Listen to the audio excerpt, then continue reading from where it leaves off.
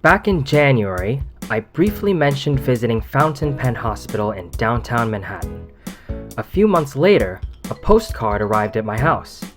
You see, I joined their mailing list when I last went there, and now every once in a while I get a catalog full of pretty pens I can't afford. This postcard, though, was an ad for an expo they were holding on April 22nd and 23rd. Naturally, I was intrigued. This ad happened to come at an excellent time to boot. I just gotten my tax refund and had been considering my options for something a little pricier than usual to treat myself. What better than a nice pen that borders on, but doesn't quite cross, the line of poor financial decision? So, I gathered up Julian, and on the morning of the 23rd we headed downtown. It wasn't unbearably cold out, but certainly required at least a hoodie or a jacket. It was nice to get inside after the thankfully brief walk from the subway. It was also nice to get back outside when we were done, because after a while it can get uncomfortably warm in there. The event was a bit different from what I'd expected, but not much. I'd been imagining something along the lines of a sale with some special displays, and that was true. But the expo part wasn't just there for show. Every available counter was covered in cases of pens for customers to try out, guarded by what I can only assume were representatives from the companies that made the pens, eager to answer questions or help find what you need.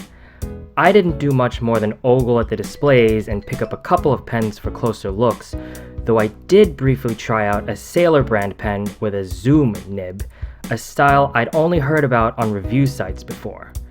The line was far too thick for my taste, but it was cool to be able to find that out for myself. I'm glad I already knew which one I wanted beforehand, because let me tell you, there were a lot of really nice pens. Like an almost overwhelming number of options, though most of them were blessedly, definitely out of my price range. After wandering through, I finally got down to business, as it were. I spent a decent amount of time looking at the selection of inks and Googling to get an idea of what some of them would be like in use. I finally settled on a bottle of Diamine Damson, a nice, muted dark purple. I'm a fan of purple, and already have a few different, more vibrant ones, so I figured I'd try something a bit more subtle in comparison. And then, the pen. I'll decline to name the price I paid, though if you're curious enough, a quick Google search can get you close. I'll just say it was normally sold at the average price I've seen for it, which is already below MSRP, and it was on sale on top of that. I opted for a Lamy 2000, which was, if I'm honest, a bit of a risk for me.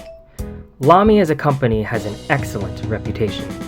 Their entry-level Safari line is hugely popular, and the 2000 is the most popular and highly regarded pen on the more expensive end of their product range. That said, I have a Safari of my own, and I've found that the ink flow isn't as good as I'd like. It's likely I just got unlucky and ended up with a less than perfectly tuned nib that slipped through quality control, but it has made me a bit hesitant towards Lamy's pens. But the 2000 comes high recommended by anyone who's used it, it seems. In discussions of the less expensive gold nibbed pens, it always comes up, and it's a personal favorite of Brian Goulet, founder of gouletpens.com, one of my favorite online pen stores, as well as the salesman at Fountain Pen Hospital who rang me out for mine. I chose a medium nib. I can't remember if it was on Reddit or Facebook, but someone told me that medium would be the best size for my preferences. They were right. If by some chance whoever told me that sees this, thank you.